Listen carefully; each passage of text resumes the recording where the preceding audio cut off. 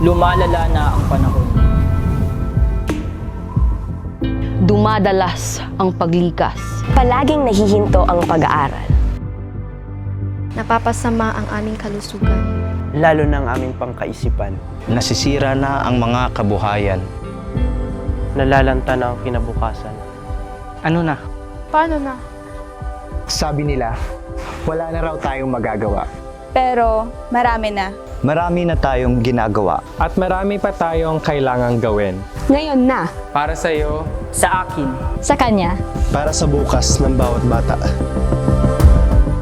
Magagawa nating maging handa sa anumang sakuna at hindi dapat nating sanayin na iromantisa ang resiliency.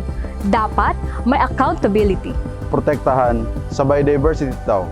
Pinaagi hupag amuma ho kalasan, pag-impluensya ho mga polisiya sa mga banwa taw, daw pag-amuma ho mga utaw hatag protekta tainan. Protektahan at pangalagaan ang ating kalikasan sa pamamagitan ng pagmumulat at paghuhubog ng ating kamalayan sa kung ano ang kalagayan ng ating kalikasan ngayon at sa hinaharap. Tulungan ang mga komunidad na nakatira malapit sa dagat sa pamamagitan ng pagturo ng tamang pagtanim at mas mapaunlad ang mga tinanim nila na mangroves.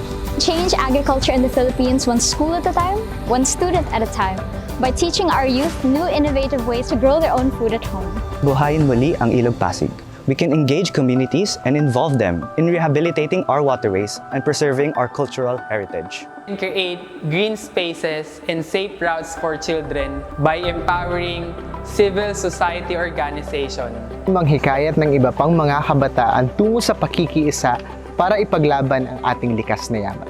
Magagawa nating ipaglaban ang ating mga karapatan bilang kabataan sa pamamagitan ng pakikiisa sa mga plano at solusyon. Tudloan ang mga bata sa katilingban nga halungan ang ilang mga palibot paagi sa simple nga mga pamaagi. Parihas sa pagtinlo sa kilid sang baybay kag pagtanom sa mga puno. Protektahan ang mental health ng mga kabataan sa pamamagitan ng pagpapalawak ng usapin at mga aksyon tungkol sa eco-anxiety.